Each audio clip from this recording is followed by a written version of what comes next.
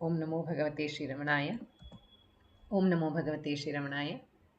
Prostrations to Bhagavan, who shines as the Self in all beings. We start today's Satsang with a prayer by Srimati Sapna Ganesh. That will be followed by Muktaka trayam by Sri Nandakumarji.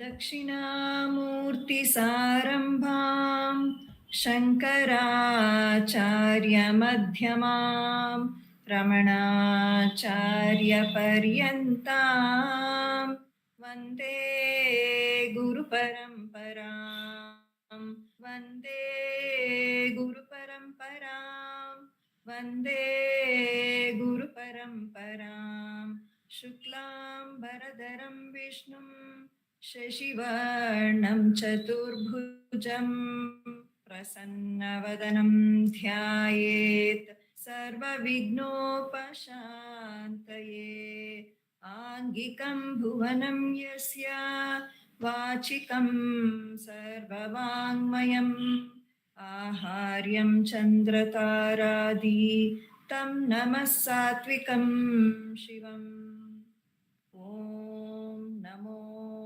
भगवते श्रीरमणाय. Namo Ramana to everyone.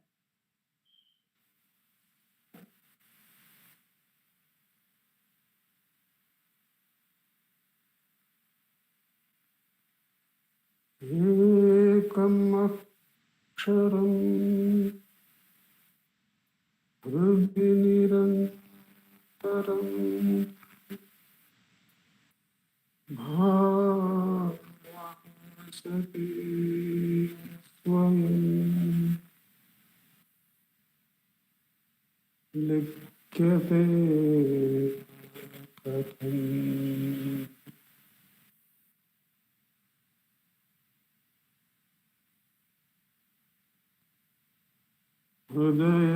हृदयकुहरमध्ये केवलं ब्रह्ममात्रम्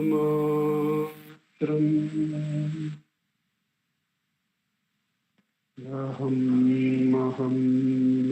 साक्षात्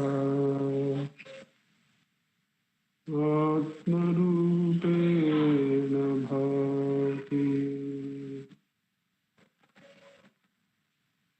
हृदि विषमनसा स्फुरन् चिन्वता मज्जता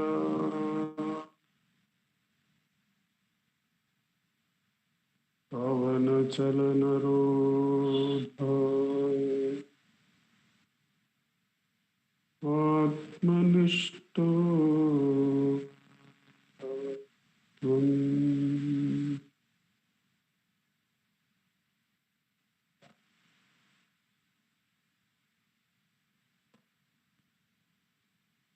देहं मृण्मय जडात्मकम्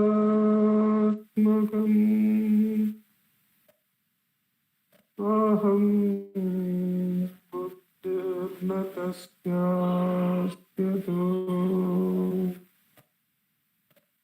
नाहं तत्तभावशुद्धिसमम्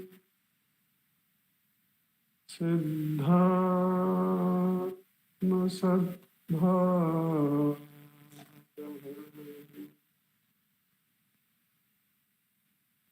कोऽहं भावयुत कुतो वरदिह दृष्टात्मनिष्टात्मना सोऽहं स्फूर्तितया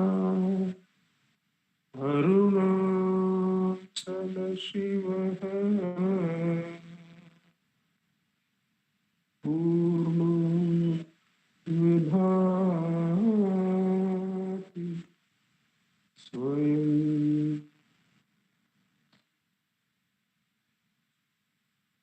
सोऽहं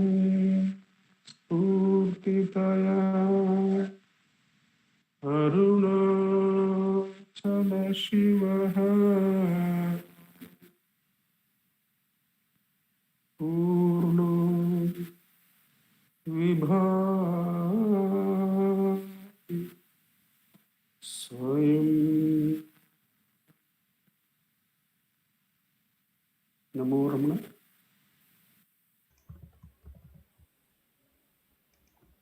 Namo Ramana. We'll now have the chanting of Upadesa Saram. कर्तुराज्ञया प्राप्यते फलं कर्म किं परं कर्म तज्जडं कृतिमहो दधौ पतनकारणं फलमशाश्वतं गतिनिरोधकम् ईश्वरार्पितं नेच्छया कृतं चित्तशोधकं मुक्तिसाधकं कायवाङ्मनः कार्यमुत्तमं पूजनं जपश्चिन्तनं क्रमात् जगत ईषधीयुक्तसेवनम् अष्टमूर्तिभृद्देवपूजनम् उत्तमस्तवादुच्चमन्दतः चित्तजं जप ध्यानमुत्तमम् आज्यधारया स्रोतसा समं सरणचिन्तनं विरलतः परं भेदभावनात् सोऽहमित्यसौ भावनाभिदा पावनीमता भावशून्यसद्भावसुस्थितिः भावनाबलात् भक्तिरुत्तमा हृत्स्थले मनः स्वस्थता क्रिया भक्तियोगबोधाश्च निश्चितम्. Namo Ramana. We will now have a sharing of Ramananjali Sangeetam, 3 songs from Ramananjali Sangeetam. First by Srimati V. Radha, the second one will be by Savitri Krishnan and Sri Jaisriram Krishnan. The third one will be by Revathi Shankar.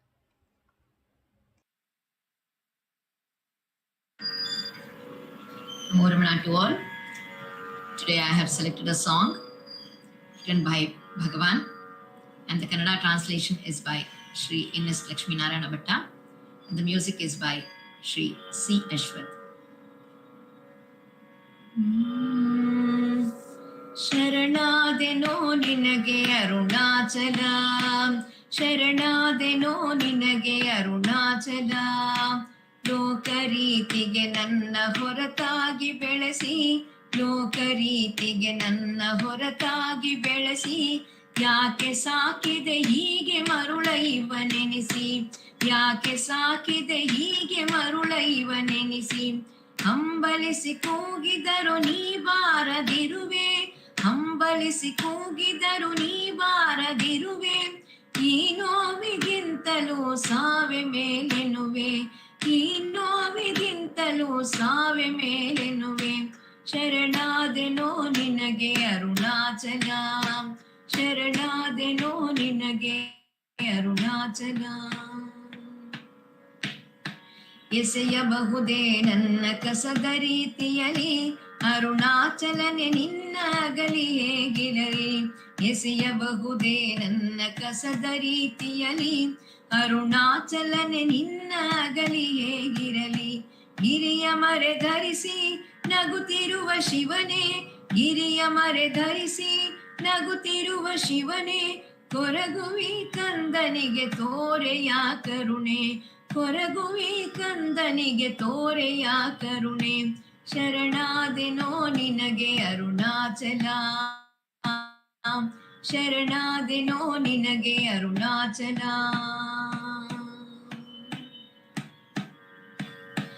ಗಾಳಿ ನೆಲ ಜಲ ತೇಜ ಅಮಿತ ಆಕಾಶ, ಜೀವಕ್ಕೆ ನೆಲೆಯಾದ ಜಡದ ಆವಾಸ, ಗಾಳಿ ನೆಲ ಜಲ ತೇಜ ಅಮಿತ ಆಕಾಶ, ಜೀವಕ್ಕೆ ನೆಲೆಯಾದ ಜಡದ ಆವಾಸ, ಎಲ್ಲವೂ ನೀಯನನು ನಾನೊಬ್ಬ ಹೊರತೆ, ಎಲ್ಲವೂ ನೀಯನನು ನಾನೊಬ್ಬ ಹೊರತೆ, ನಿನ್ನಲ್ಲೇ ಇರುವೆ ಏಕೆ ಪ್ರಭು ಮರೆತೆ, ನಿನ್ನಲ್ಲೇ ಇರುವೆನ್ನ ಏಕೆ ಪ್ರಭು ಮರೆತೆ, ಶರಣಾದೆನೋ ನಿನಗೆ ಅರುಣಾಚಲ,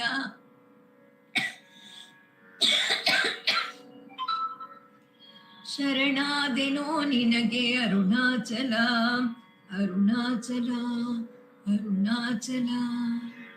ಮೂರಮ್ಮ.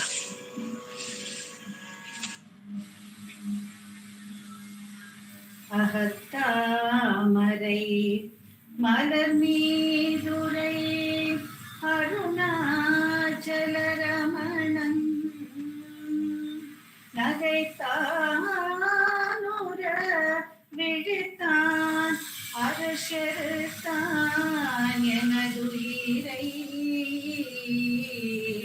மிகத்தான் அருள் சுரந்தான் என முகவாபுரி முருகன்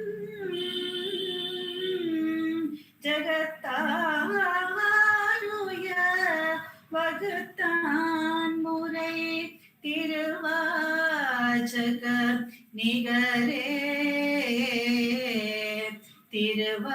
திருவாச்சக நிகரே.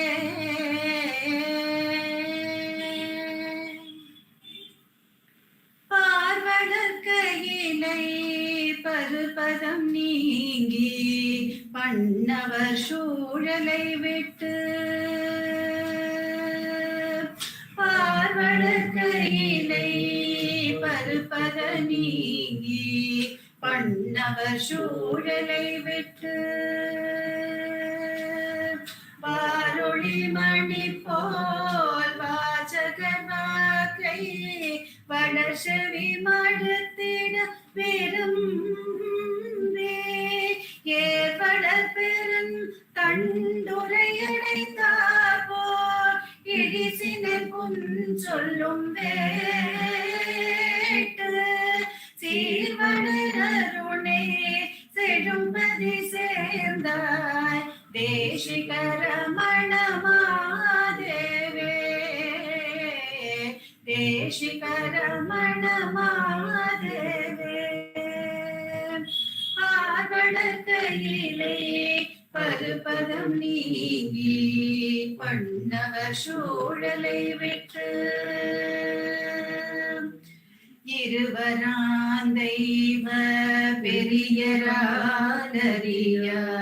இவ்வுரு எதற்கென தள்ளி, இருவரான் தெய்வ பெரியராலறியா இவ்வுரு எதற்கென தள்ளி,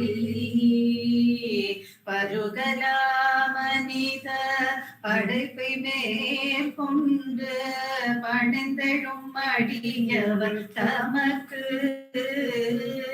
கருவனாதருள கங்கணம் பூண்டு கச்செழும் அதற்கென கட்டி, திருவண்ணாமலையில் சிறக்க வீற்றிருந்தாய் தேசிகரமண மாதேவே, தேசிகரமண மாதேவே. பார்வளர் கையிலை பருபத நீங்கி பண்ணவர் சூழலை விட்டு, தெருக்கடை அலைந்து திரியுனாய் போல தேர்ந்ததே தேர்ந்ததே தேர்ந்து, தெருக்கடை அலைந்து திரியுனாய் போல தேர்ந்ததே தேர்ந்ததே தேர்ந்து, பெருக்குடை எல்லா பிறப்பினும் பிறந்து பெருந்துயிரிடும்பைகள் உழந்து, கருக்கடை கதியார் காத்து நிற்பேனை கடை கணித்தானென்னும், செருக்கர ஒழித்து திருப்பதம் அளிப்பாய் தேசிகரமண மாதேவே,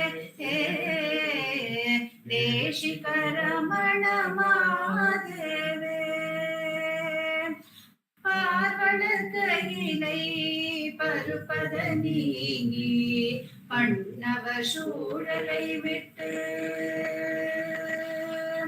வாரொளி மணி போல் வாசகர் வாக்கை வளசலி மடுத்திட விரும்பி ஏவலப்பெரும் தண்டுரையடைத்தார் போல் இழிசினில் புன் சொல்லும் வேட்டு சீர்வளருணை செழும்பதி சேர்ந்தார் தேசிகரமணமாதேவே தேசிகரமணமாதேவே தேசிகரமணமாதேவே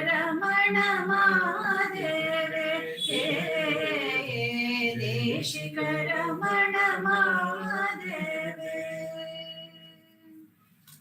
ஓம் நமோ பகவதே ஸ்ரீ ரமணாய.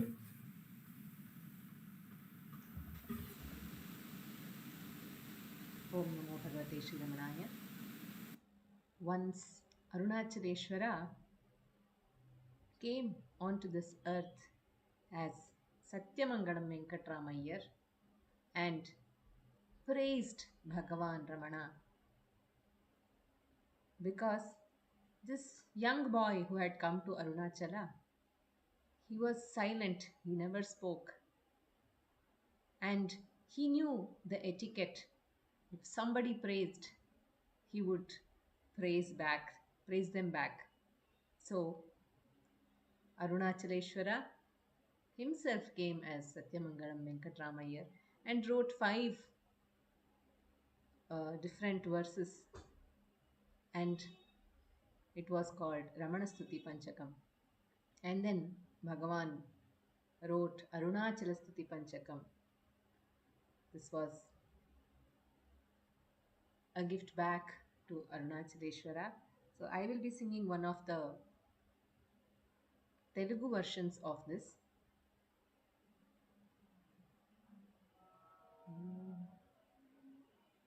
జయము రమణ జయము రమణ జయ జయ అని పాడరే, జయము రమణ జయము రమణ జయ జయ అని పాడరే, జయము రమణ చరణములకు జయమని కొనియాడరే, జయము రమణ చరణములకు జయమని కొనియాడరే, జయము రమణ జయ జయ అని పాడరే, జయము రమణ చరణములకు జయమని కొనియాడరే. మనసు నిలుపు విధుల తెలుపు పాదములకు జయం జయం, మనసు నిలుపు విధుల తెలుపు పాదములకు జయం జయం, స్వవిచార పథమ్ము చూపు పదద్వైకి జయం జయం, స్వవిచార పథమ్ము చూపు పదద్వైకి జయం జయం, మనసు నిలుపు విధుల తెలుపు పాదములకు జయం జయం, స్వవిచార పథమ్ము చూపు పదద్వైకి జయం జయం, జయము రమణ జయ జయ అని పాడరే, జయము రమణ చరణములకు జయమని కొనియాడరే, జయము రమణ జయ జయ అని పాడరే, జయము రమణ చరణములకు జయమని కొనియాడరే. భక్తజనుల పాలి కల్పతరువు రమణ ఋషికి జయం, భక్తజనుల పాలి కల్పతరువు రమణ ఋషికి జయం, అహము గూల్జి ఆత్మదెల్పు గురువరుణకు జయం జయం, అహము గూల్జి ఆత్మదెల్పు గురువరుణకు జయం జయం, భక్తజనుల పాలి కల్పతరువు రమణ ఋషికి జయం, అహము గూల్జి ఆత్మదెల్పు గురువరుణకు జయం జయం, రమణ మహర్షికి జయం గురువరుణకు జయం జయం, రమణ మహర్షికి జయం గురువరుణకు జయం జయం, రమణ మహర్షికి జయం గురువరుణకు జయం జయం, రమణ మహర్షికి జయం గురువరుణకు జయం జయం, గురువరుణకు జయం జయం, గురువరుణకు జయం జయం, గురువరుణకు జయం జయం. Namo Ramana. We will now have the reading and sharing from the book Forever is in the Now by Sri Nandakumarji.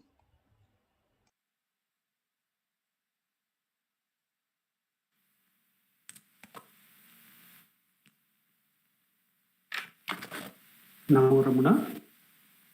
In this, the book reading segment of our Satsang, we continue our readings from Forever is in the Now, the timeless message of Sri Ramana Maharshi, edited and compiled by our founder president, Sri A.R. Natarajanji.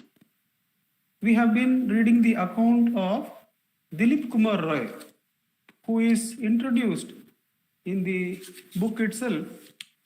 There are small introductions, very short introductions in the book. Dilip Kumar Roy is the author of books including Kumbha, 6 Illuminators of Modern India, and a long time inmate of Sri Aurobindo Ashram. That is the introduction. We are in the second account of the author with the Sage of the Holy Hill by Dilip Kumar Roy. I just go back a little bit to get continuity, 2 paragraphs back.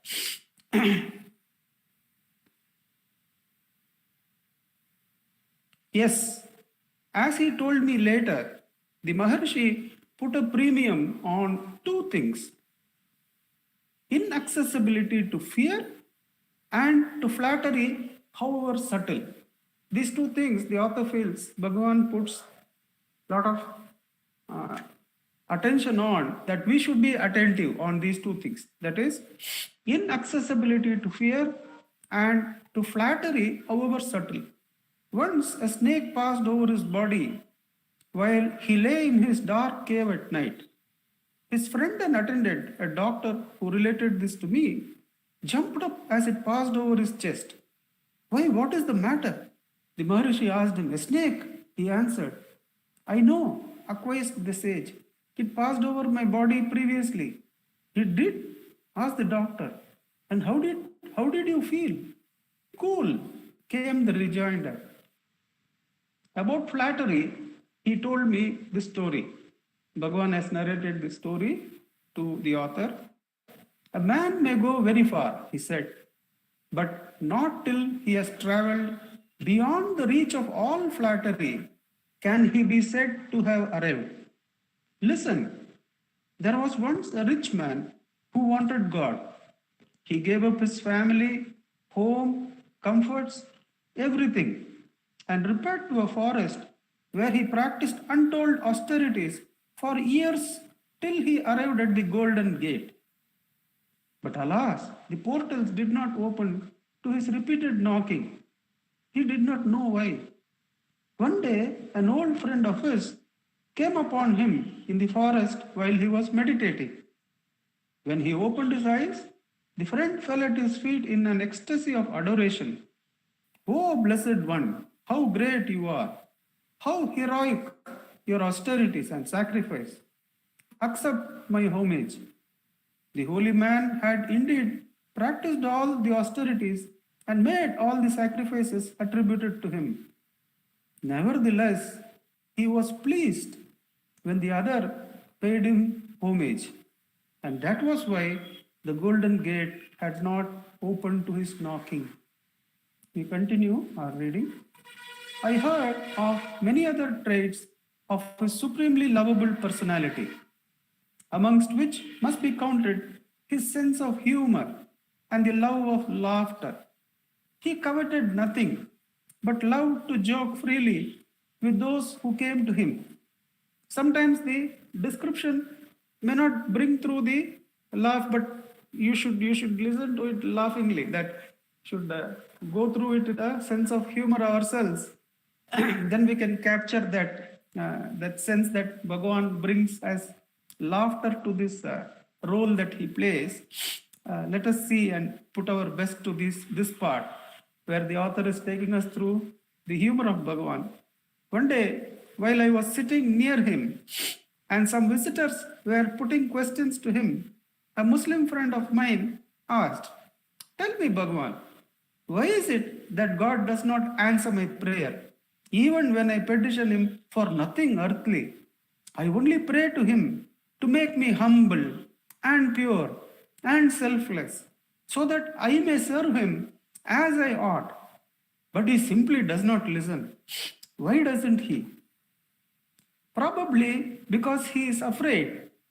If he did, you wouldn't pray anymore, answered the sage readily, with a merry twinkle in his eye.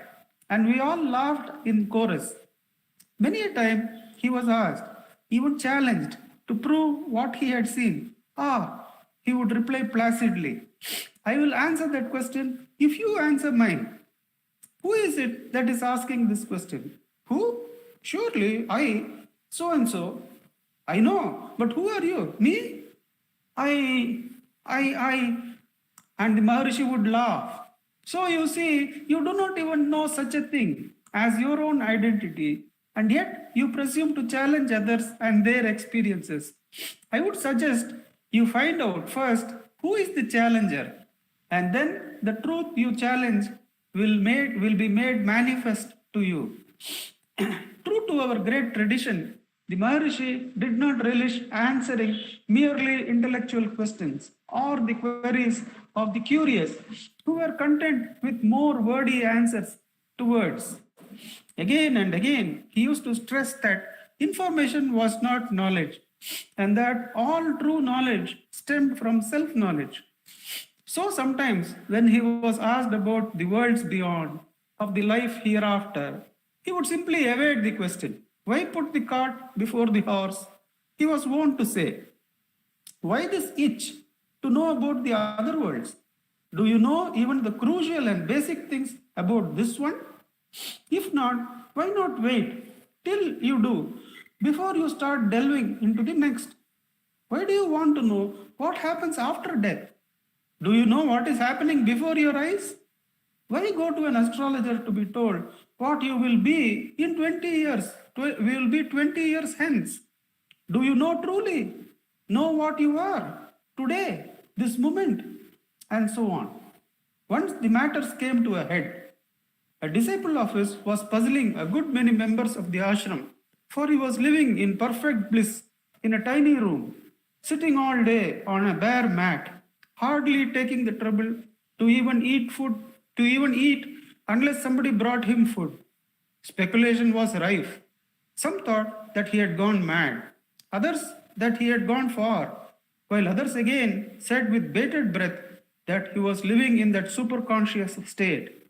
In the end, a regular deputation waited upon the Maharishi, who heard them with his usual patience.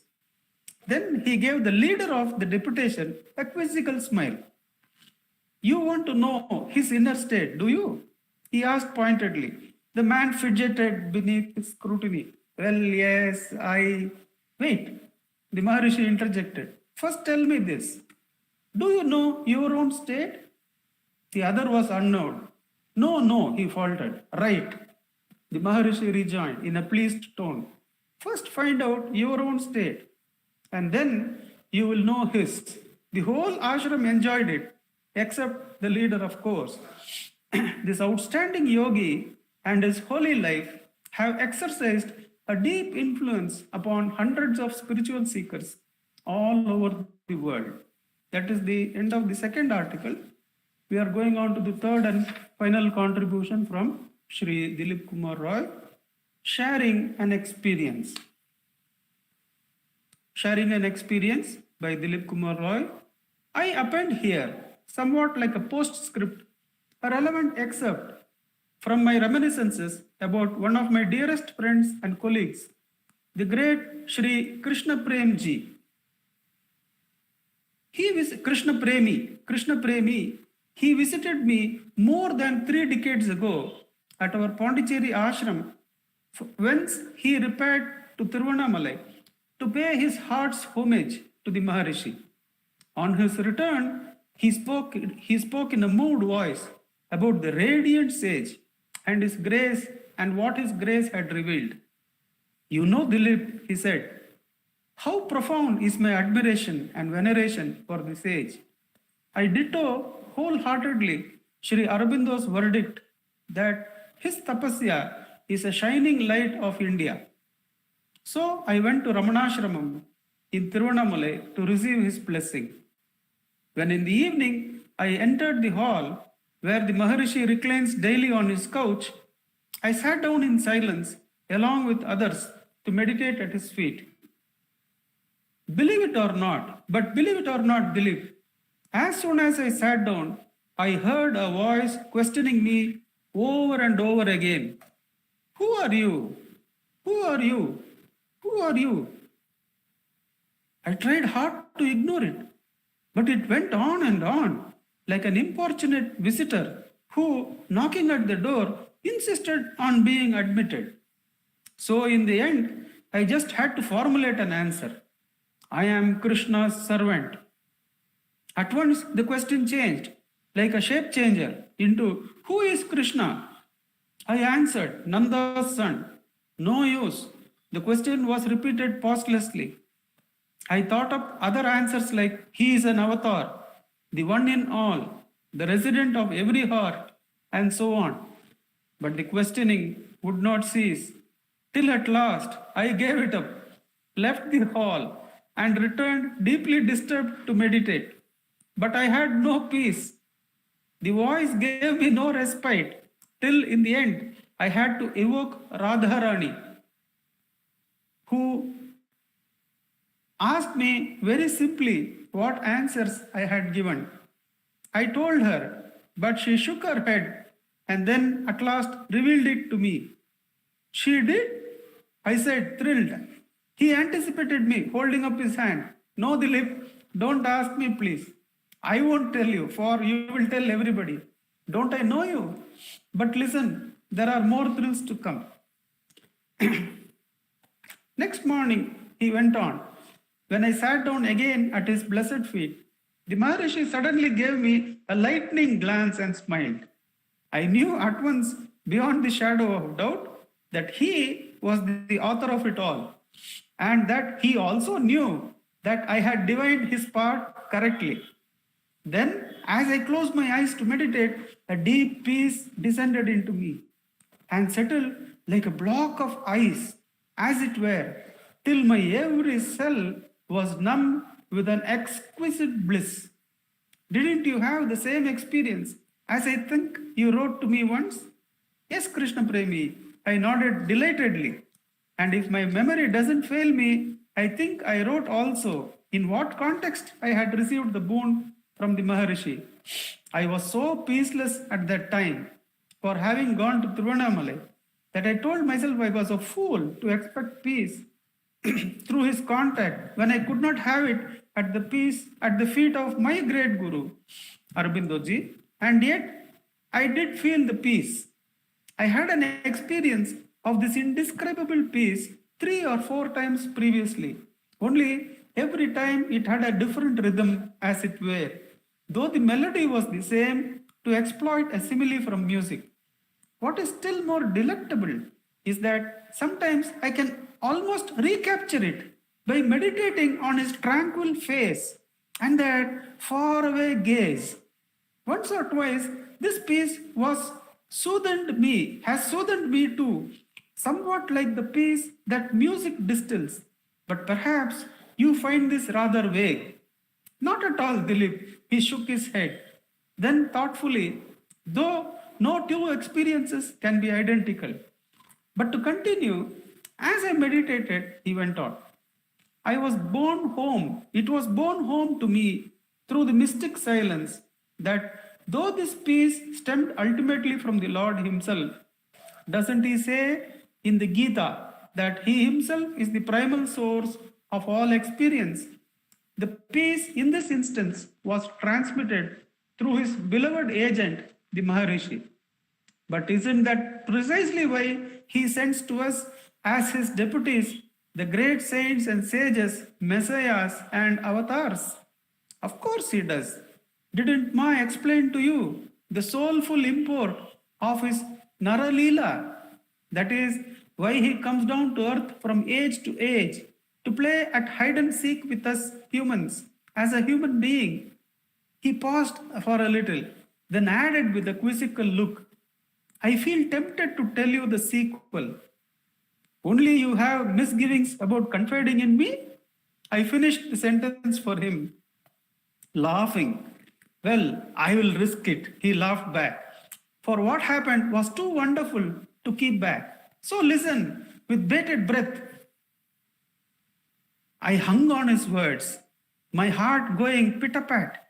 He said, as I went on imbibing this delectable peace, meditating at his feet, I suddenly took it into my head to return the compliment and prod him with a question in silence. And who are you? May I humbly seek? It so happened. I'll repeat that part again. As I went on imbibing this delectable peace, meditating at his feet, I suddenly took it into my head to return the compliment and prod him with a question in silence. And who are you? May I humbly seek? It so happened that the next moment I opened my eyes involuntarily, and lo, I found his dais empty. You don't say so? Yes, Dilip, he nodded, enjoying my mystification. There was the dais where he had presided 2 seconds before, but in the twinkling of an eye, as it were, he had vanished, just melted into thin air. I closed my eyes once more, and then as I looked again, lo, there he was reclining, tranquil and beneficent, like Lord Shiva himself. A momentary smile flickered on his lips as he gave me a meaningful glance and then turned towards the window as was his wont. I caught my breath, marvelous. In all conscience, he bowed his head. He is a Mahayogi, as Sri Aurobindo told you. Then after a pause, you see the point of the miracle, don't you? That he is beyond Namarup, I hazarded, the nameless and formless, manifesting himself through name and form. So the author is giving the reply to the question of his friend Krishna Premi. Krishna Premi asks him, you see the point of the miracle, don't you? That the author responds that he is beyond Namarup, I hazarded, the nameless and formless, manifesting himself through name and form. That's right, he said, he answered reflectively. Or shall I say, the one beyond all Maya, the star beyond the phantoms, the last reality beyond the ephemera, the silence beyond the songs. You may exploit any simile you fancy. Personally, I look upon it as a sign of his grace. He's giving me the answer in a way only he could have given. I smiled. So, he met you more than halfway? He is compassion itself. Don't you know? Om Namo Bhagavate Shri Ramanaya. Namo Ramana. I request Shri Nandakumarji to take up the self-enquiry session and share a few things about the session also.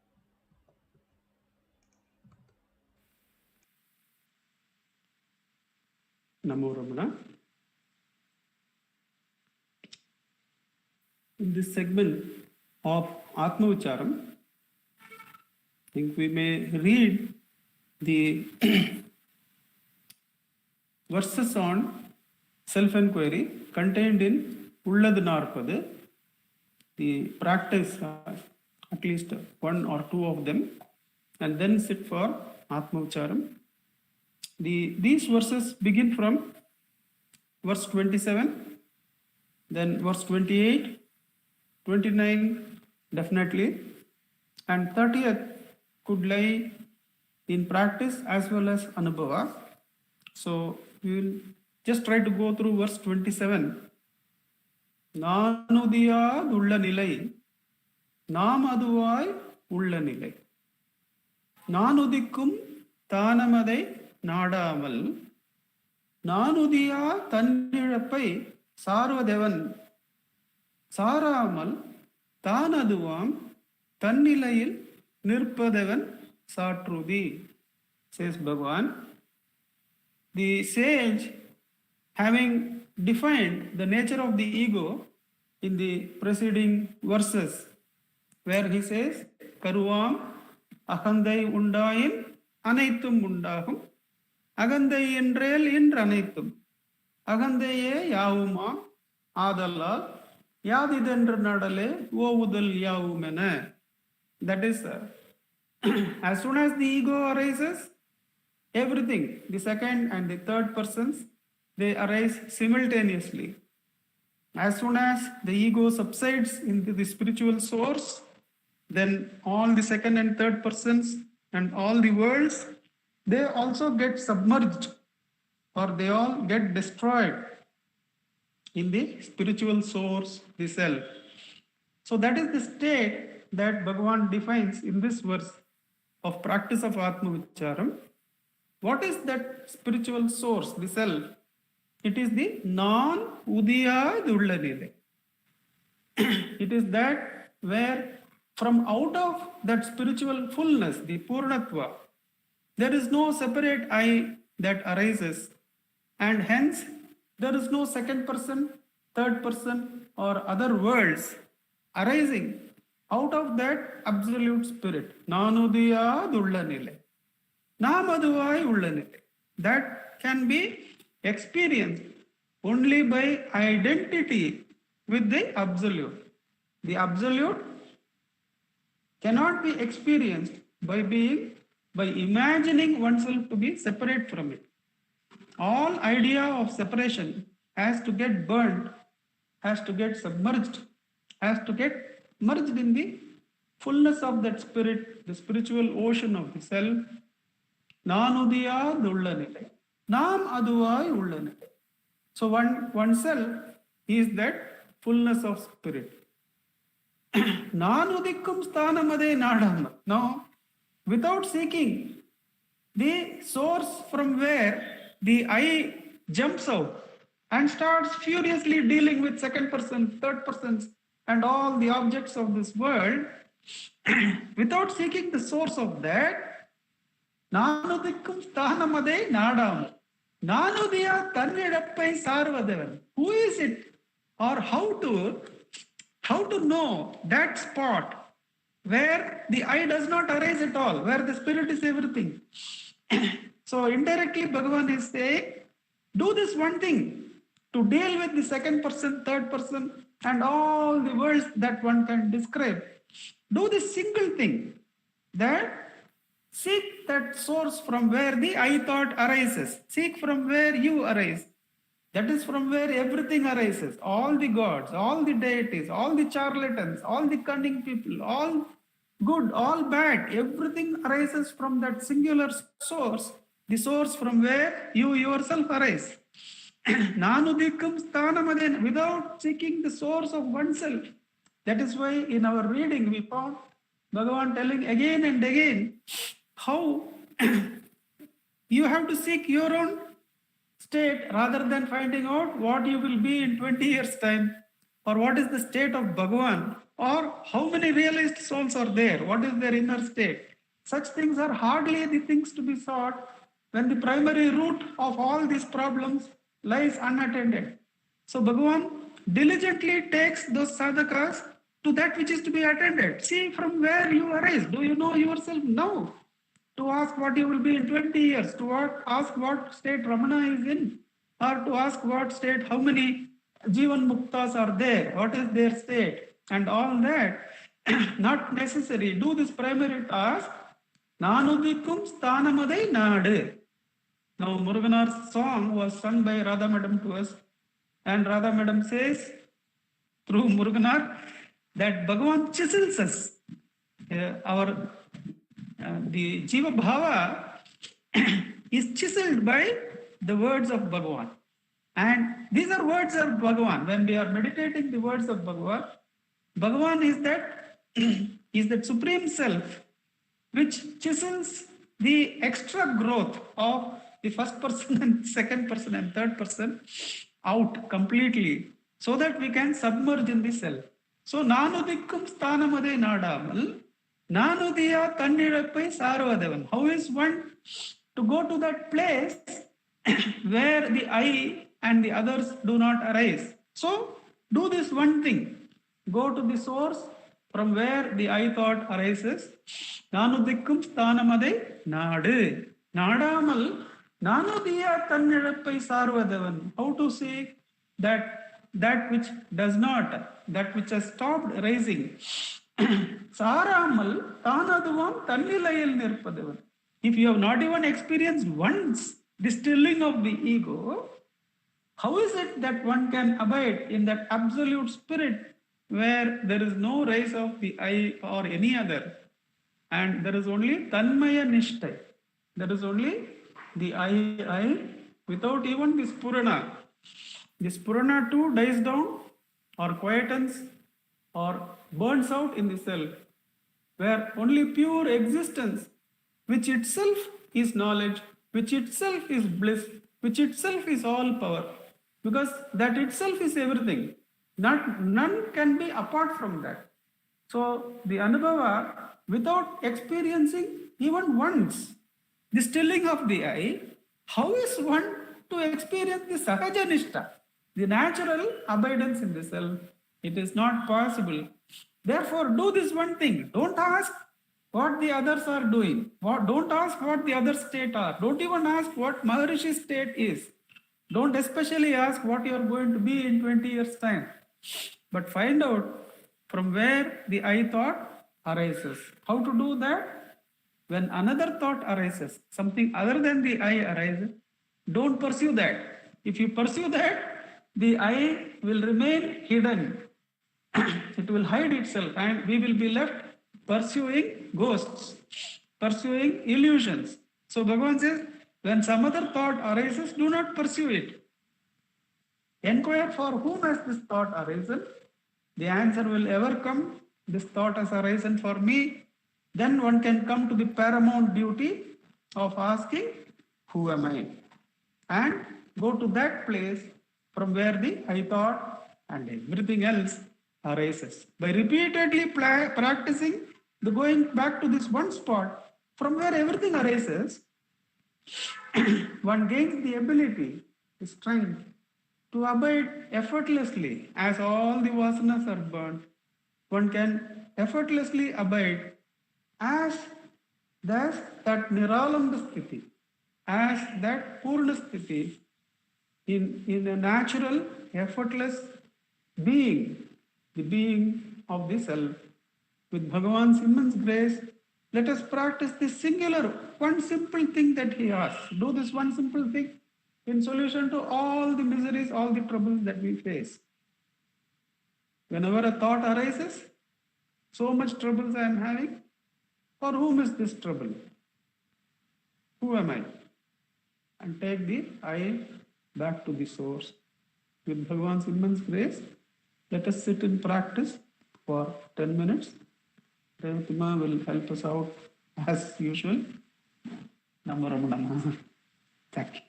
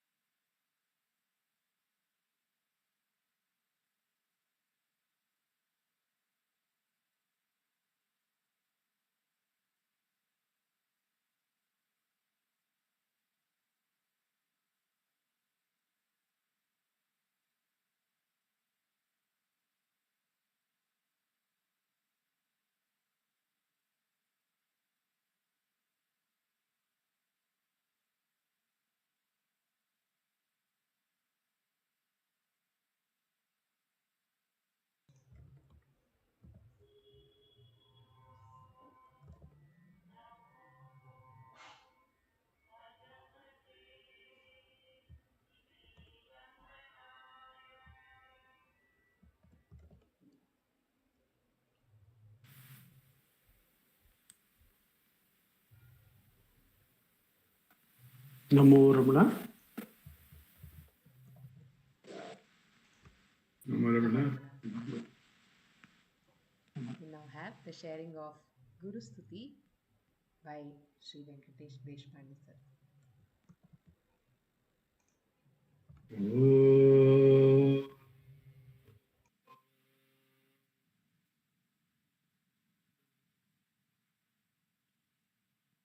Om Sahana Bhavatu Sahano Bhunaktu Sahaviram Karvavahai Tejasvinavadhitamastu Ma Vidvishavahai. Om Shanti Shanti Shanti. Gurur Brahma, Gurur Vishnu, Gurur Devo Maheshwaraha, Gurur Sakshat Parabrahma, Tasmai Shri Gurave Namaha. Dhyanamoolam Gurur Murti, Puja Moolam Gurur Padam, Mantramulam Gururvakyam, Mokshamulam Gurur Kripaha. Namo Ramana. We are doing Manana or Guru Stuti. So what did we do last satsang? That which shines in this body, this is verse number 6, that which shines in this body, that is in the sun. And that which is in the sun, that is within this body too. Again, I'll read that. That which shines in this body, that is in the sun. And that which is in the sun, that is within the body too. The knowers of the Veda try in this way to establish the truth of the unitary Atman, and verily thou art that Atman. Today we will do Manana on verse number 7. I request Sapna to kindly chant the verse number 7, please. Yes, sir. Vedanuvacanasddhanamukhadarmaihi Shraddhayanushthithaiर्विद्यया युक्तैः विविदशन्त्यत्यन्तविमलस्वान्था ब्राह्मणा यद्ब्रह्मतत्त्वमसि तत्त्वम् वेदानुवचनसद्धानमुखधर्मैः श्रद्धायानुष्ठितैर्विद्यया युक्तैः विविदशन्त्यत्यन्तविमलस्वान्ता ब्राह्मणा यद्ब्रह्मतत्त्वमसि तत्त्वम्. Thank you, sir. Thank you, Sapna. The wise ones seek to know the truth according to the instructions of the Veda with intense faith and yearning, and with purity attained through the performance of yajnas, charities, austerities, and self-control, and verily thou art that. What does Bhagavan say? What pure Brahmins seek so eagerly by the repetition of the Vedas, by religious gifts, by earnest application of their hard-earned knowledge, and by renunciation is the truth that thou art.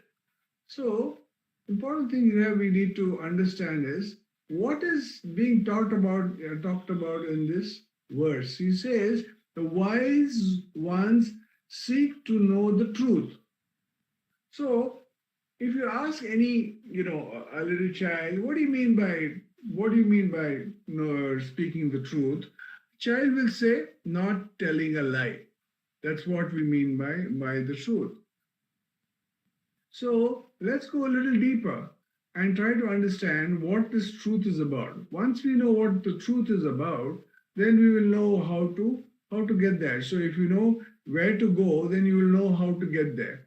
So truth is defined as an unchangeable, eternal, that which is beyond restrictions of time, space, and person, that which pervades the universe in all its constancy, infinite and unchanging. So that one which is unchanging is the truth. There are many references to this. The body, human body, for example, therefore is not completely true as it changes with time, is subject to death and belongs to a changing reality.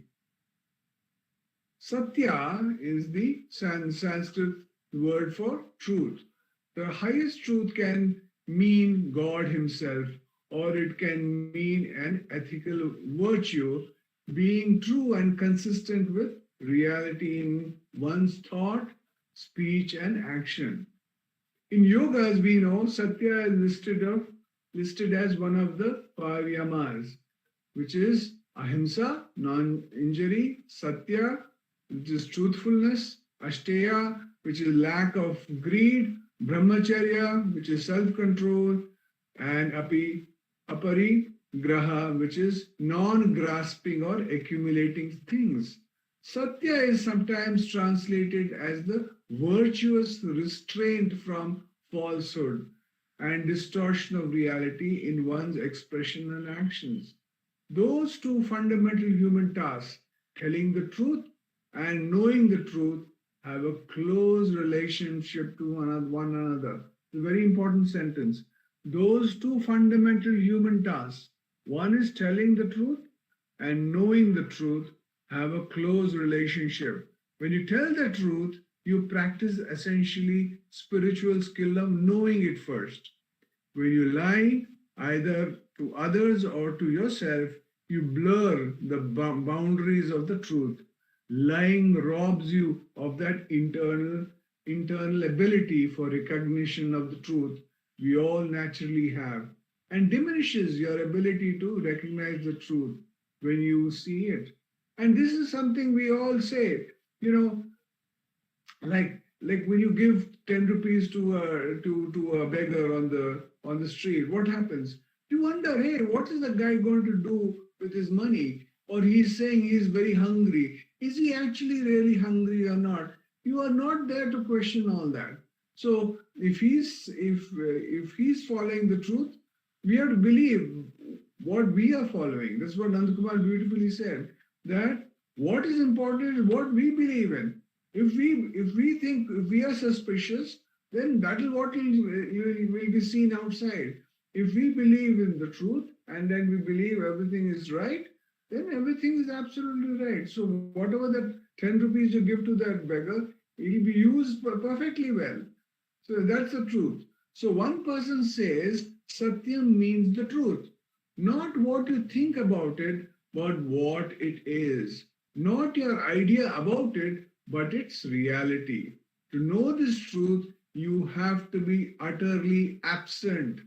There's another thing that we spoke about in doing self-enquiry. You have to be utterly absent. Your very presence will distort the vision, because your presence means the presence of your mind, your prejudices, your conditionings. You are nothing else but a bundle of all that has been forced upon you by your family, religion, by the society, by the so-called leaders of humanity. Your absence means of absence of all prejudices, all borrowed knowledge, just as a pure sky, a pure being. This absence of you is your real presence. Only the prejudices are absent, the ego is absent, your knowingness is absent, but your being shows in its utter purity. You disappear as a personality and there remains only a pure presence. So it is the absence on one side of all that is false in you, and it is the presence on the other side of all that is real in you. In this state, you simply see. This seeing of existence is the first experience of the mystic seer contained in the word Satyam. Satyam means the truth, not any conception about it, but truth itself. It's a very important thing. The word Sat in Sanskrit means that which exists, that which is. Satya in turn means truthfulness, seeing and reporting things as they really are, rather than the way we would like them to be. This is a very important thing. We see the world the way we want to see it. So he's saying that seeing and reporting things as they really are, rather than the way we would like them to be. People often think that they alone know what the truth is. Everyone has their own idea of what the truth is, because it is shaded by their own ideas about themselves and how they view what is around them. Swami Shivananda has also talked about this. Let us see what the Upanishads say. Brihadaranyaka Upanishad says, as a spider moves along the thread, it produces, or as from a fire, little sparks scattered in all directions. Just so from the self issue all organs, all worlds, all gods, and all living beings. Its secret name is Satya Satya, truth of truth. The vital force is truth, and it is the truth of that. So there are different types of Satyas that we understand. Pratibhasika Satya, Vyavaharika Satya. Swami Shivananda says, unfortunately, in this world of phenomena, there is nothing that remains unchanged for a second. Now, with the idea of finding the ultimate truth, if we push our analysis further, we shall see that back of the changeable phenomena is the immutable Brahman. First gross objects, then subtle objects, and subtler objects. Whatever lies in the outer world, we fail to find any permanence in them. Baffled, we finally turn within ourselves. This self-withdrawal or abstraction is the only way to the knowledge of Brahman or the supreme reality. So, in the Rig Veda also they say, truth is one. Sages call it by various names. In the Muktaka Upanishad also they say the same thing. Truth alone triumphs, not falsehood. So everybody is talking about the truth. So then what do we need to do? When the path of truth is trodden, everything else is done. When the root is watered, all the branches are automatically watered. So this is an important thing that we need to do manan on. When the path of truth is trodden, when you walk that path, everything else is also done. Otherwise, imagine if you tell one lie. If I tell one lie to, say, Nandakumar, next time I meet Nandakumar, what do I think? Oh, what did I tell him last time? I told him 1, 2, 3. Oh, I have to remember that somewhere. I have to put that garbage information somewhere inside my mind. And next time I see, oh, I told him this. Now I have to continue from there. Because if I told him one lie, I have to cover that with another lie, another lie, another lie. Otherwise, that first lie will be known. So, continuously your mind is agitated. But imagine you speak the truth. Then what happens? It doesn't matter. What you have said, it really doesn't matter. So, whatever you do, be true to yourself and to the world. It's very important. Deceive not the man who relies upon you. Keep up your promise. So what is this truth about? Truth is complete in itself. Truth has a strong foundation in itself. It is bold, it has no fears. So what we normally think is that truth is not telling lies. Truth can be compared to a road of pasture, while falsehood can be compared to a bush of thorns.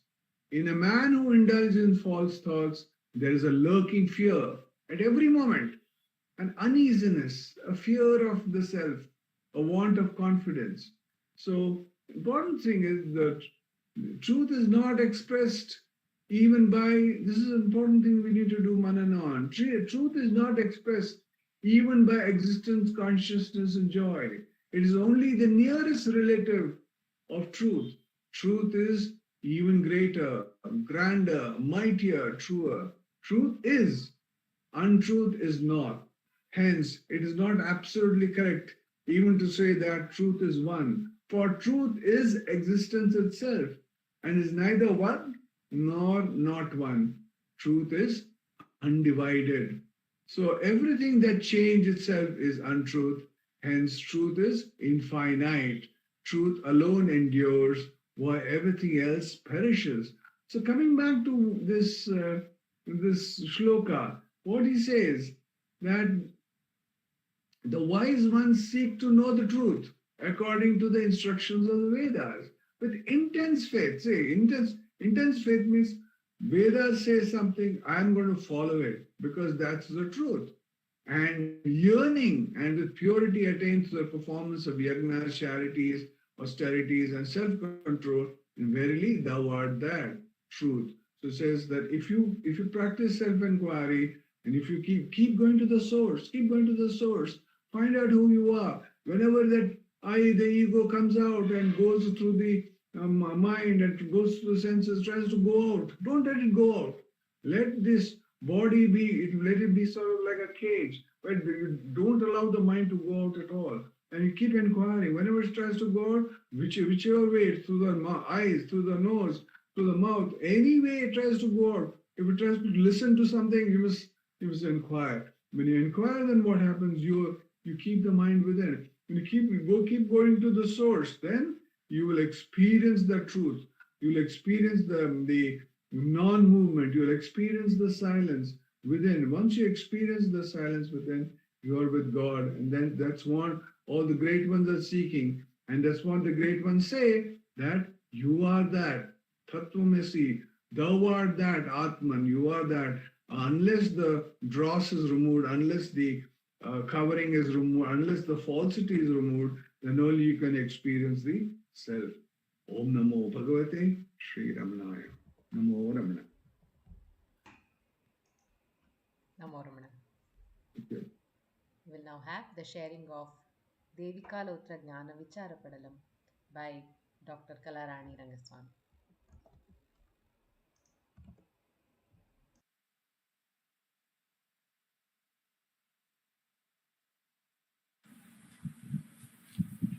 ஓம் நமோ பகவதே ஸ்ரீரமணாய. அருணாச்சலமென அகமே நினைப்பவர் அகத்தை வேறறுப்பாய் Arunachalam. Namo Ramana to all. With the abundance grace of Bhagavan, we are meditating on Devi Kalotra Jnana Vichara Padalam, very graciously given to us by Bhagavan in the Lord Satsang. We saw duality itself leads to attachments. When there are good and bad things, I prefer only good things. Same way, likes and dislikes. I aspire for things which I like only, and I aspire for things which I consider it as good things I like. But the reality is that it does not always materialize. That is in the hands of Ishvara. That is Ishvara Chitta. Kanmam payandaral kattanadu aanayal, says Bhagavan in Upadesa Saram. We have given the full freedom to do anything, do any karma, but the authority to give the phala, the fruit for that karma, is in the hands of Ishvara. Sometimes it may coincide with what we have thought about it, and we considered it as our success, our achievements. But that's not true. It's just a coincidence. So one has to cross over this duality. And how can it be possible? Bhagavan says, realize the ekam in all the duality, in all good, bad, likes, dislikes, love, hatred, who prevails only in all good, bad things. When one experiences that Brahman in all Vastu, there can be no duality at all. Anniya bhavathil avan agamagum ananya bhavame undipara anaithilum uttamam undipara. says Bhagavan. So in the next stanza, Bhagavan says, Udalai viragattu voditthidugai buddhi udayavarar cheyya unnade. Udalai viragarattu ottidugai buddhi udayavarar cheyya unnade. Because of prarabdha karma, we get this birth. Why this body? To experience the karma's fruit. It is certain that one has to experience karma phala through this body alone.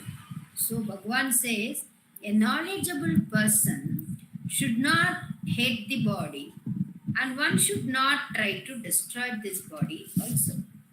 Because Jivan will be there in the body till it experiences the karma phala.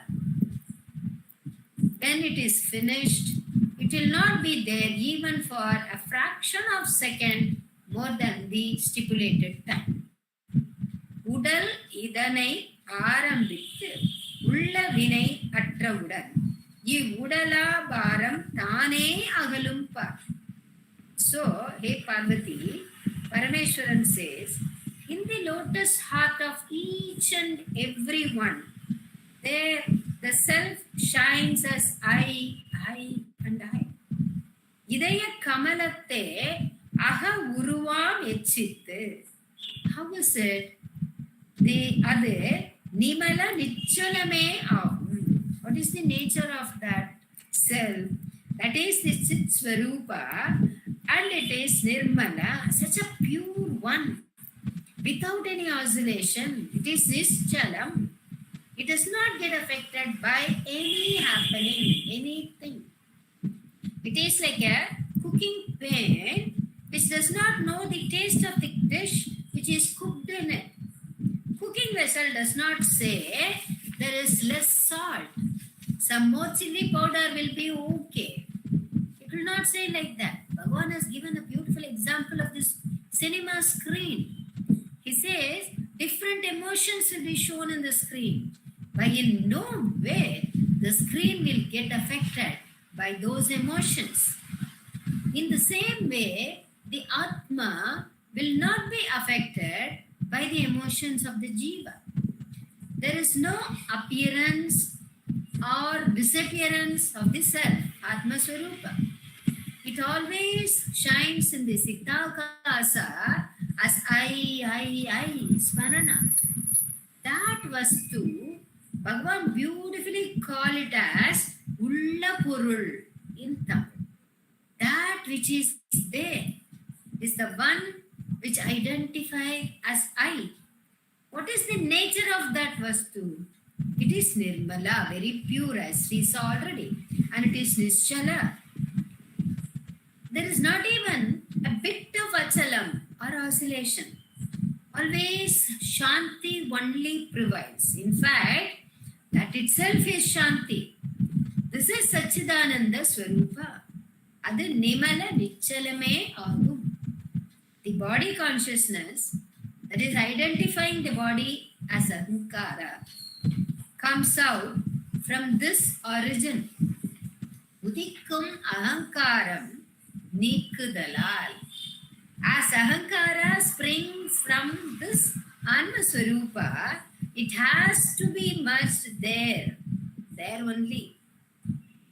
By doing so, one can experience what is remaining, that is, Anma Swarupa will remain, and one can experience that. How is it possible? By removing all the upadhyas, that is, all the attachments, from the mind. Because Dehatma Bhava is for the mind only. And around that, I am this body, thought comes, all other thoughts. Ennangale manam yavinum naan ennum enname moolamam uttipara. The root cause of all thoughts is the I thought. Bhagavan says, body is the first possession of a person. Around that thought, all other thought crops up. When the attachments are removed from the mind, there will be no mind at all, because there is no place for the mind without any upadhyas. And the remaining will be only mukti sukham. There is no difference between the sukham and the mukti.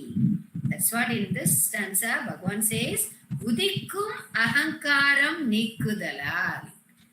That which is coming out as ahankara, when it is merged in the origin, achitte mukti sugam kodupadu endru tuni. That only gives you the great mukti or the sugam. They both are one and the same thing. Om Namo Bhagavate Shri Ramanaya.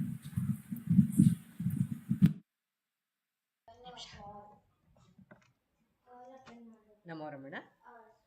We will now have the sharing of Ramana Chatvarimshat by Sri Ujwal Jagadeesh. Om Namo Bhagavate Shri Ramanaya.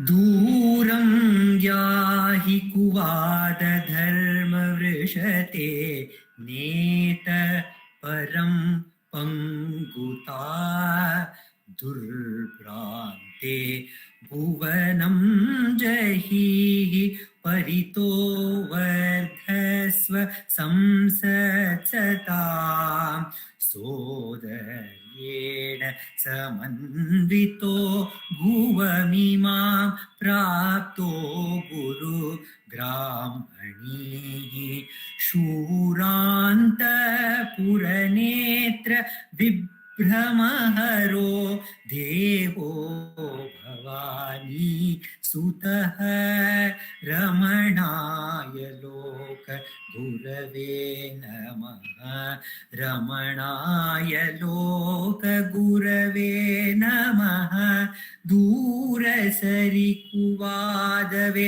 dharma vrishava kuntate stiravagi nillalide ದುರ್ಭ್ರಾಂತಿಯು ಭುವನವ ಬಿಡಲಿ ಎಲ್ಲೆಡೆ ಸಜ್ಜನರ ಸಂಖ್ಯೆ ವರ್ಧಿಸಲಿ ಸೋದರನ ಕೂಡಿ ಭುವಿಗಿಳಿರಿಹನು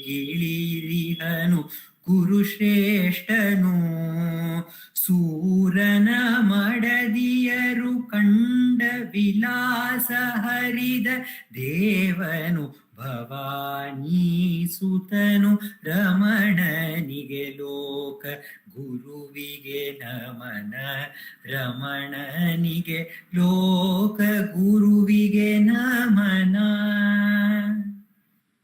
Ganapati Muni, in this verse, he says, Ramana is coming.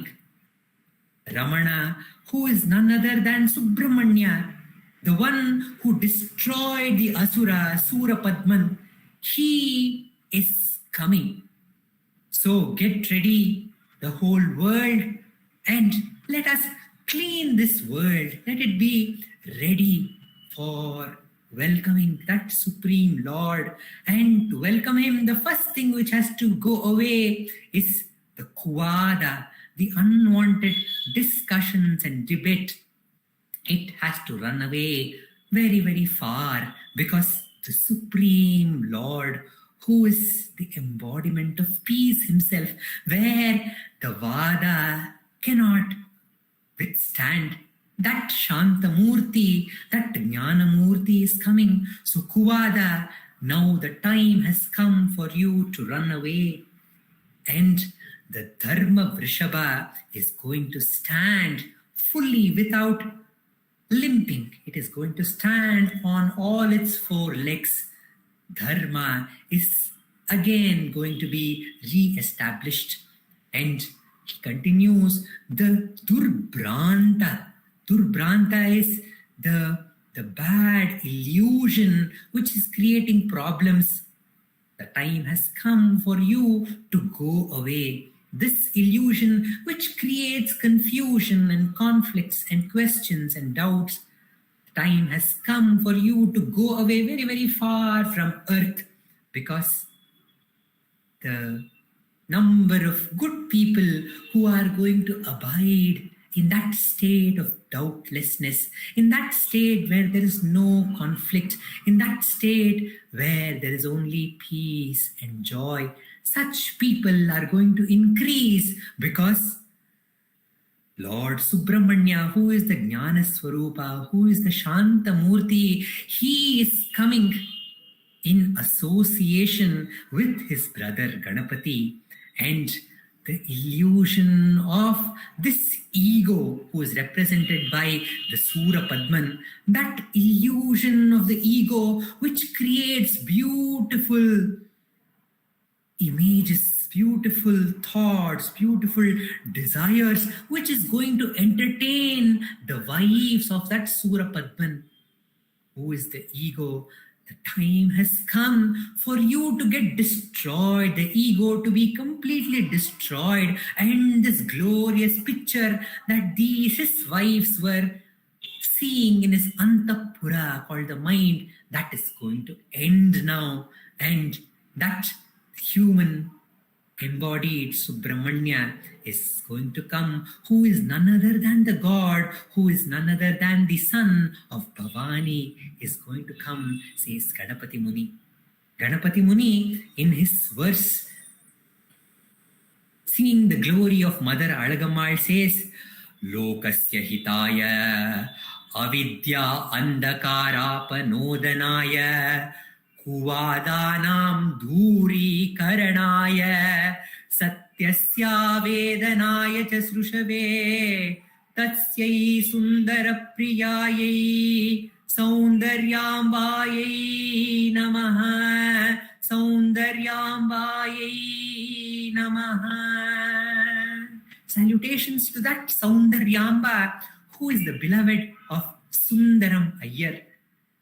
You have given birth to that Ramana, who has various qualities of the great jnanis, including the Rama, Krishna, Buddha, Parashurama, and Jesus Christ. And also he has come for the Lokasya Hitaya, to protect the world, to bring good in the world, and avidya andakarapanodhanaya, to destroy the ignorance of avidya and andakara, ajnana andakara. He has come, and kuvadanam dhuri karanaya, to take away the kuvada, the senseless discussions. Ramana has come. We would see in the Ramana's presence, even the natural enemies like the peacock and the snakes, the monkeys and the dogs, they lived in harmony. There was no vada, there was no fighting. Such was the greatness of the presence of a jnani, where all the living beings are peaceful and there is no vada. Even if a person came into the ashram to do vada with Ramana and would kindle the vada, kindle a fight or a conflict or a debate, and he used to put a question, and Ramana used to respond by his silence. There was no vada. And the questioner who had come with that, the aggression of fighting with Ramana, was filled with peace and just felt there was no need for any vada. He was filled with peace.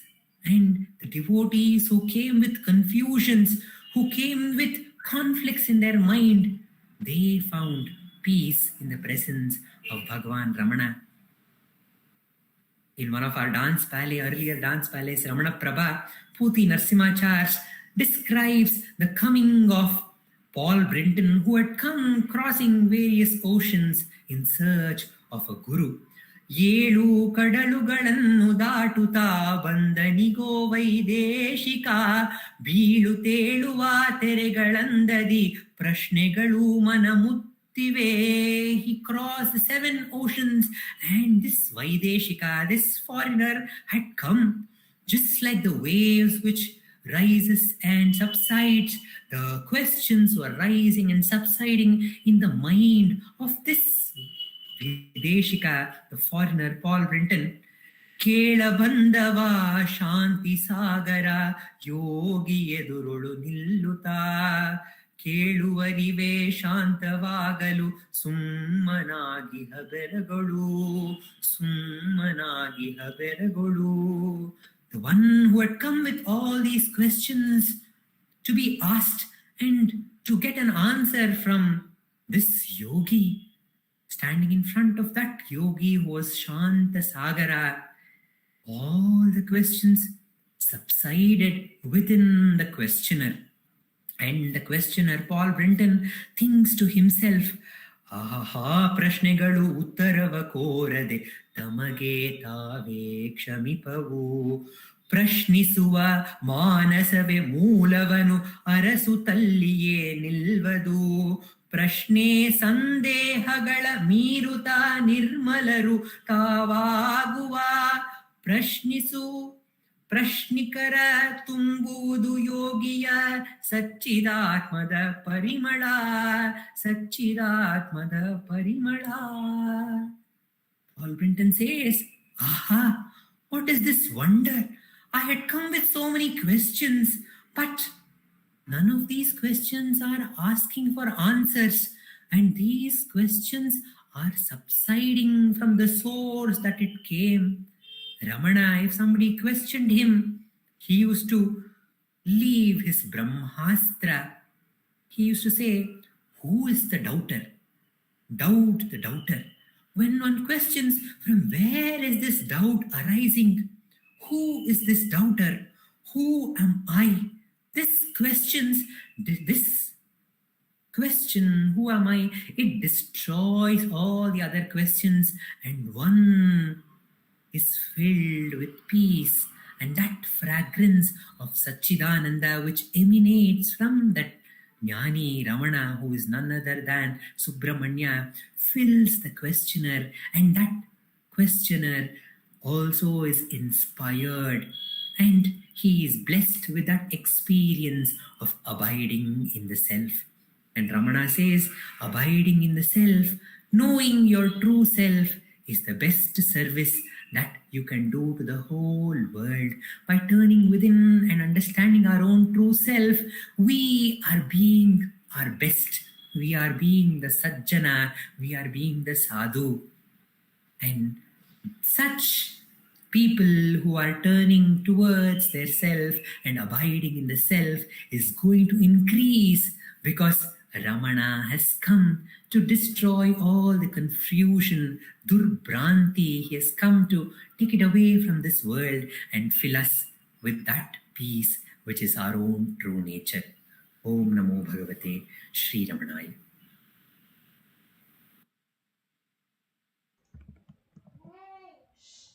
Namo Ramana. We will now have the sharing of Ramana Ashtottaram written by Vishwanatha Swami by Dr. Sharda Natarajan.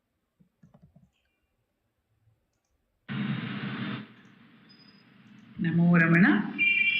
Prostrations to Ramana, shining as the self in all beings. By the immense grace of the self manifest as Ramana, we in this part of the Satsang are dwelling on Vishwanatha Swami's Ramana Ashtottara Shatanamavali, the 108 names on Bhagavan Ramana, the litany of 108 names.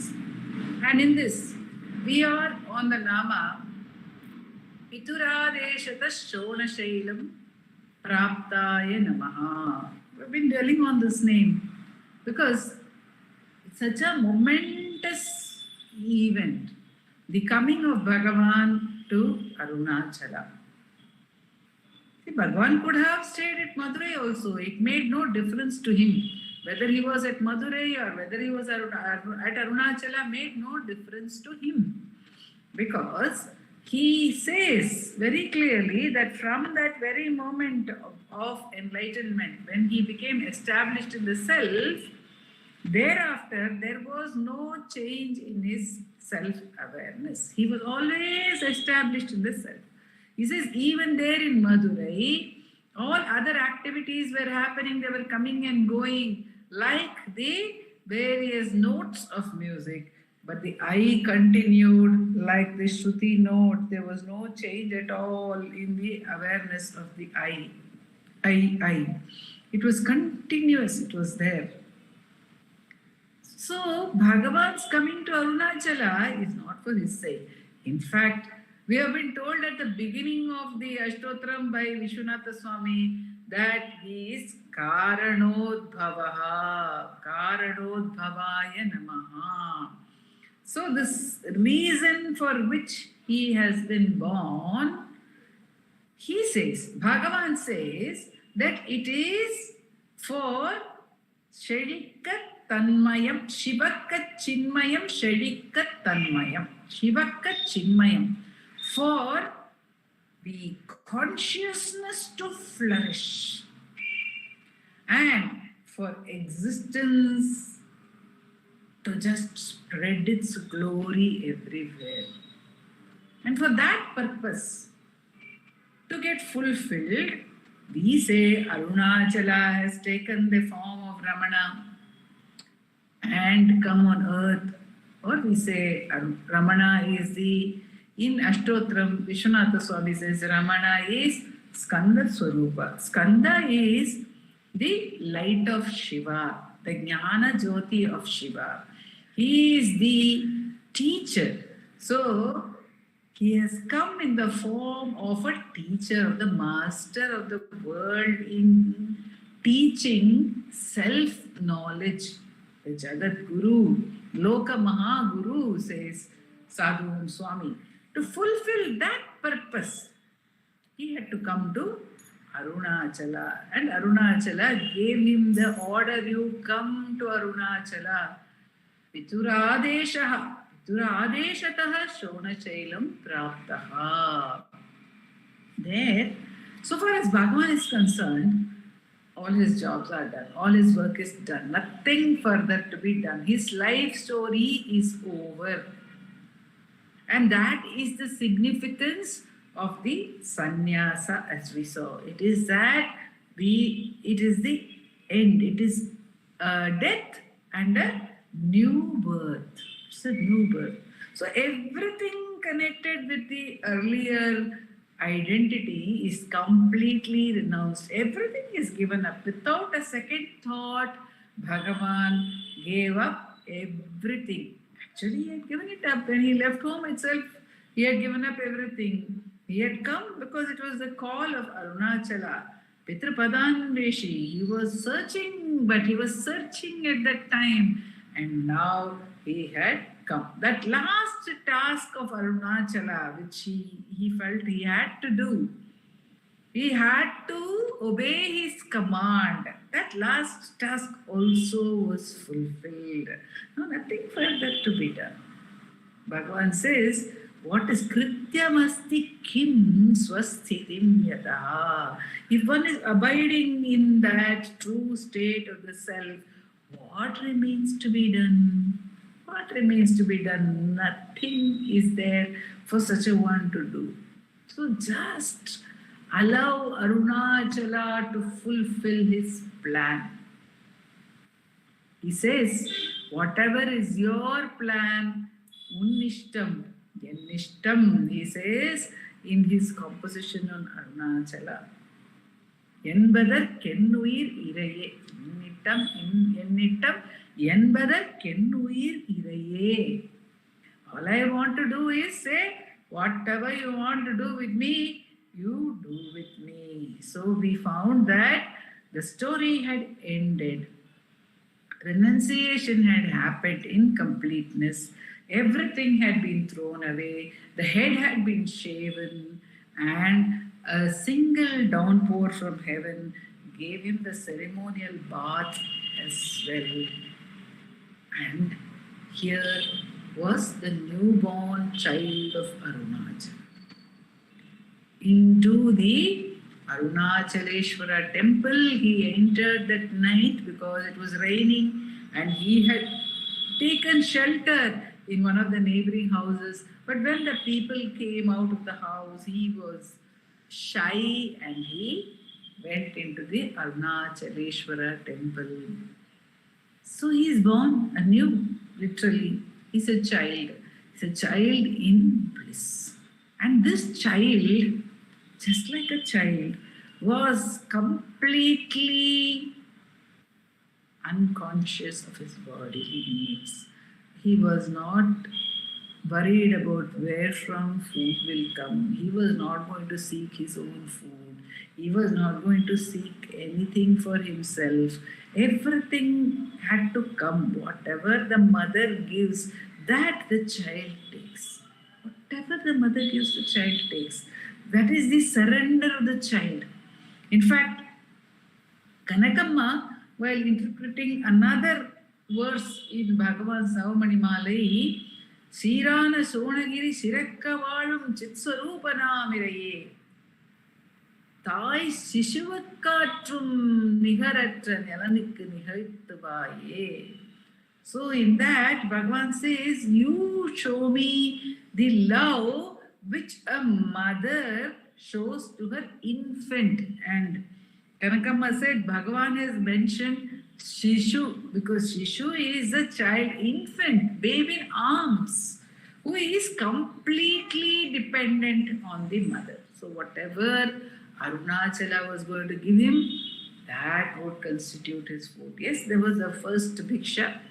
But after that, the same Mauni Swami also, he took to Bhagavan, he gave Bhagavan the milk, the Abhisheka done to Apita Kuchamba, the mother's milk was given to this child of bliss, to this child of Arunachaleshwara and Apita Kuchamba. And referring to this, Ganapati Muni says later in his composition, he says, "O mother, you have fed your milk only to my younger brother Ramana." And we have the incident of mother giving milk to Skanda when he came in the avatar of Jnana Sambandha as a child. There also mother gives him milk. So Ganapati Muni says, you have given him milk, but Apita Kuchambike you are. Nobody has drunk of your milk, your breast milk. That's why she's called Apita Kuchamba. Yet you have given milk to my brother, younger brother Ganapati. This is not fair. You should give me your milk of Jnana. It is called Jnana Pal. That is the milk of knowledge. And that milk was given to Bhagavan as food. And the Archakar, seeing that Bhagavan was being given this milk, which was mixed up, of course, with all turmeric and other ingredients which would be offered or during the Abhisheka, during the ceremonial bath of Apita Kuchambike, there would be many other ingredients because many Abhishekas are done and the milk would obviously be mixed up with all this. Then the priest over there, he recognized that this milk is being fed to Bhagavan and he made sure that the milk was taken and the pure milk was given. See, Bhagavan used to drink milk from Mother Alagamma, breast milk, I believe, until he was even a child of 5 years. So the mother's milk, the mother's love is something which sustained him as a child, and then later also Apita Kuchambike took care of this child of bliss. He had followed the father's command, but father and mother are one.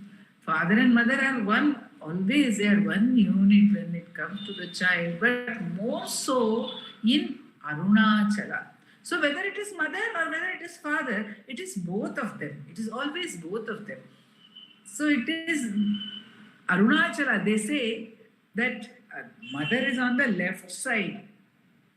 But Dr. Ambika Kameshwar often says, when you look at the hill, when you stand and look at the hill, which is the left and which is the right? If you are standing on the eastern side, then you will be facing the west. Okay, so when you face the east, your right is the north. When you face the west, your right will be the north. Your left will be the south. But when you face the east, if you go to the other side of the hill, it will be the other way. So which side is right and which side is left of the hill Arunachala, which is Ardhanarishwara? Everything is right and everything is left. So he is father and he is mother who was reveling in this child of bliss, who wanted nothing from him, absolutely nothing. In the Bhagavad Gita, Sri Krishna says there are 4 kinds of devotees of mine. Chaturvita bhajante mam. There are 4 kinds of devotees, and there is the artha. There are those who are in difficulty. Then there are those who want material welfare. There are those who want knowledge, different kinds of knowledge, jnanasu, including self-knowledge. And there is the jnani who wants nothing at all, and he is dear to me, and I am dear to him. There is nothing. He is sporting in the bliss of Arunachala all the time. Having come there, Shonashailam Praptaha, he has attained. If at all there was anything further, anything that Bhagavan had to do in this life was to attain Arunachala. So Bhagavan, we also dwelt on the fact that he allowed the celebration of the 50 years of his arrival at Arunachala with great jubilation. Much more was his joy. He was recounting all the incidents of how he came, what happened at that time. It was more, he identified with it, if at all he identified with anything. He identified himself as a child of Arunachala. Pituradeshataha. Father, I have come, he said. In obedience to the Father's command, he wrote. So the Father is Shiva. He is our Father. Bhagavan is showing us over here that he alone, Jagatah Pita, is alone our Father. He alone is the Father. And the mother is Apita Kuchambika alone, because it was a Sahayamba to whom he went. I came to Amma, he said. So it is Jagatah Pitaro one day. Parvati Parameshwara. To that Father, that Supreme Father, Bhagavan surrendered himself completely. I am arriving at Arunachala. And later, once, when Arunachaleshwara that was going around in procession, and they came in front of Ramanashramam, and the vibhuti was offered to Bhagavan, the prasadam was offered, and Bhagavan took it with great veneration and said, Appavukku pillai adakkam. Son is surrendered to the Father. He is beholden to the Father. It is always his command. Always let his will be done. And that is the path also which Bhagavan is revealing to us at every moment of his life by his pure grace. Om Namo Bhagavate.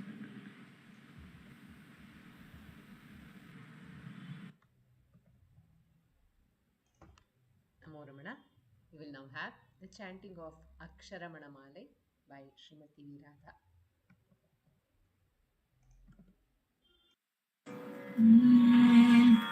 Arunachala Shiva, Arunachala Shiva, Arunachala Shiva, Arunachala, Arunachala Shiva, Arunachala Shiva, Arunachala Shiva, Arunachala.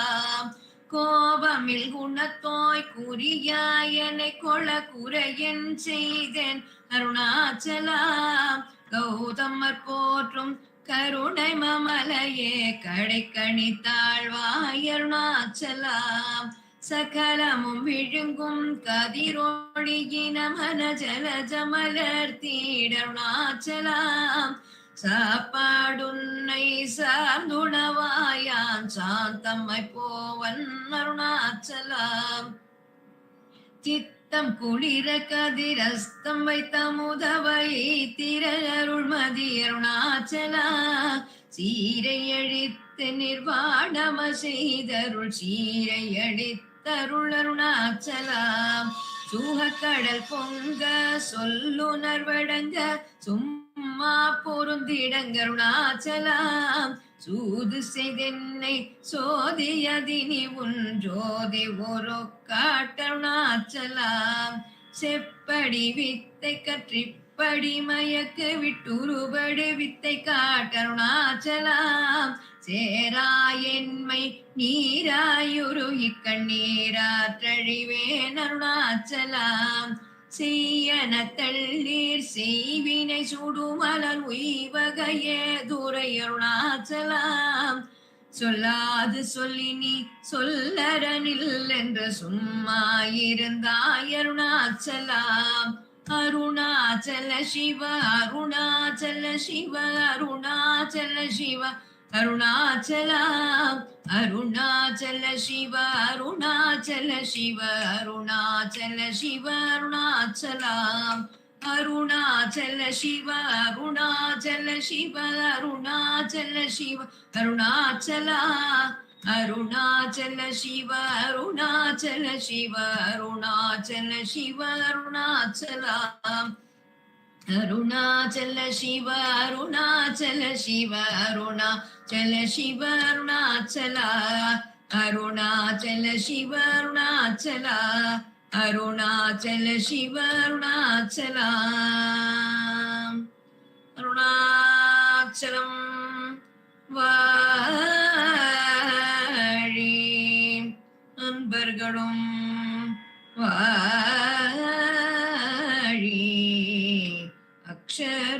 Aksharamanamalai வாழி. நமோ Ramana. Namo Ramana. We'll conclude today's satsang with the Ashtottara puja, which will be done by Ujwal Jagadeesh at the Ramana Maharshi Heritage Center's meditation hall.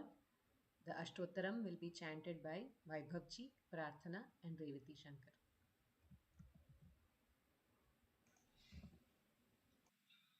नमो रमण.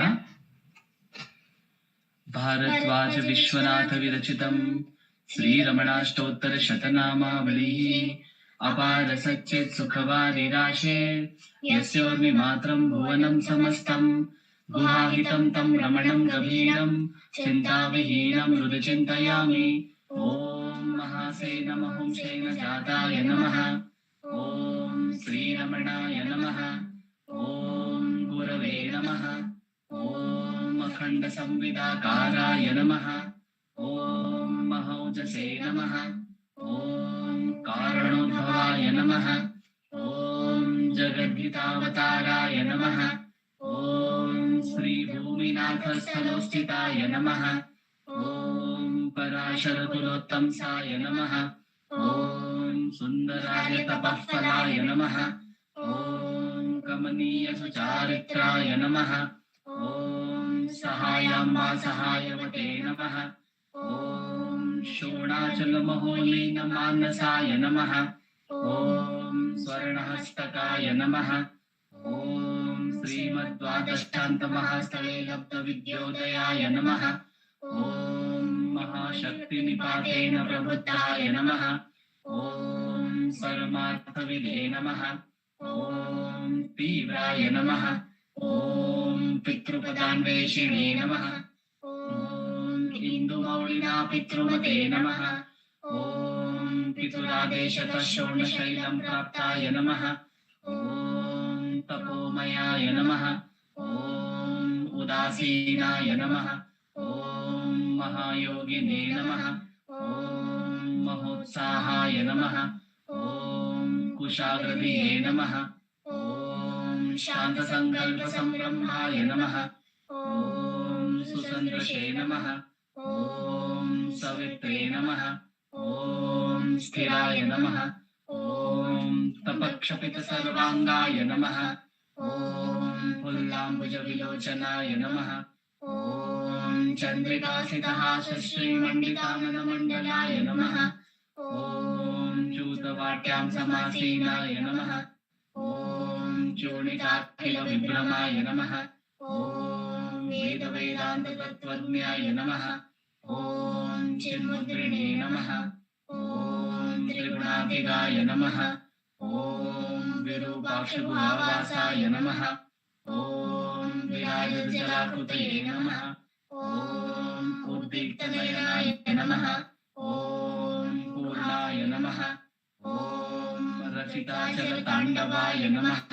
ॐ गम्भीराय नमः. ॐ परमाचार्याय नमः। ॐ सुप्रसन्नाय नमः। ॐ अभयप्रदाय नमः। ॐ दक्षिणस्य निभाय नमः। ॐ धीराय नमः। ॐ दक्षिणाभिमुखाय नमः। ॐ स्वराजे नमः। ॐ महर्षये नमः। ॐ भगवते नमः। ॐ ईड्याय नमः। ॐ भूमविद्याविशारदाय नमः। ॐ विमलाय नमः। ॐ दीर्घदर्शिने नमः। ॐ आप्ताय नमः। ॐ ऋजुमार्गप्रदर्शकाय नमः। ॐ समदृशे नमः। ॐ सत्यदृशे नमः। ॐ सत्याय नमः। ॐ प्रशान्ताय नमः। ॐ अमितविक्रमाय नमः। ॐ सुकुमाराय नमः। ॐ सदानन्दाय नमः। ॐ मृदुभाषिणे नमः। ॐ दयार्णवाय नमः। ॐ श्रीशोणाचलहृद्भूतस्कन्दाश्रमनिकेतनाय नमः। ॐ सद्दर्शनोपदेष्ट्रे नमः। ॐ सद्भक्तवृन्दपरिवृताय नमः। ॐ गणेशमुनिभृङ्गेन सेविताङ्घ्रिसरोरुहाय नमः। ॐ गीतोपदेशसारादिग्रन्थसञ्चिन्नसंशयाय नमः। ॐ वर्णाश्रममतातीताय नमः। ॐ रसज्ञाय नमः।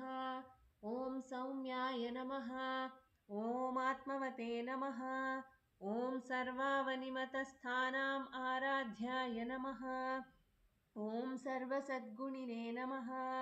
ॐ आत्मारामाय नमः। ॐ महाभागाय नमः। ॐ मातृमुक्तिविदायकाय नमः। ॐ विनताय नमः। ॐ विनुताय नमः। ॐ विप्राय नमः। ॐ मुनीन्द्राय नमः। ॐ पावकोज्ज्वलाय नमः। ॐ दर्शनादघसंहारिणे नमः। ॐ मौनेन स्वात्मबोधकाय नमः। ॐ हृच्छान्तिकरसान्निध्याय नमः। ॐ स्मरणाद्बन्धमोचकाय नमः। ॐ अन्तस्तिमिरचण्डांशवे नमः। ॐ संसारार्णवतारकाय नमः। ॐ शोणाद्रीशस्तुतिद्रष्ट्रे नमः। ॐ हार्दविद्याप्रकाशकाय नमः। ॐ अविच्युतनिजप्रज्ञाय नमः। ॐ नैसर्गिकमहातपसे नमः। ॐ कमण्डलुधराय नमः। ॐ शुभ्रकौपीनवसनाय नमः। ॐ गुहाय नमः। ॐ दण्डपाणये नमः। ॐ कृपापूर्णाय नमः। ॐ भवरोगभिषग्वराय नमः। ॐ स्कन्दाय नमः।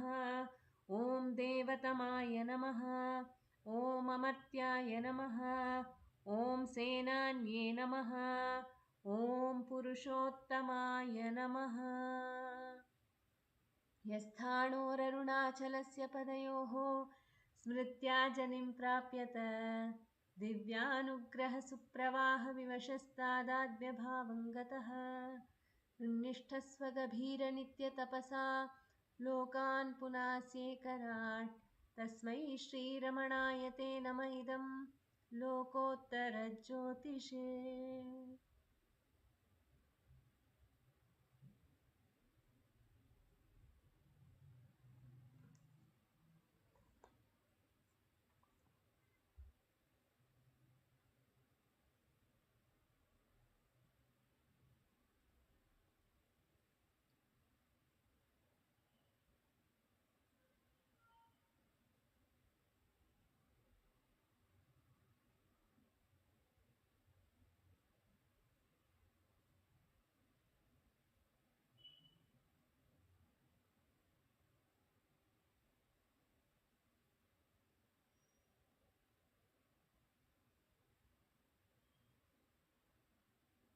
नमो नमो नमो रमण सदाशिवप्रभावरण नमो महर्षि।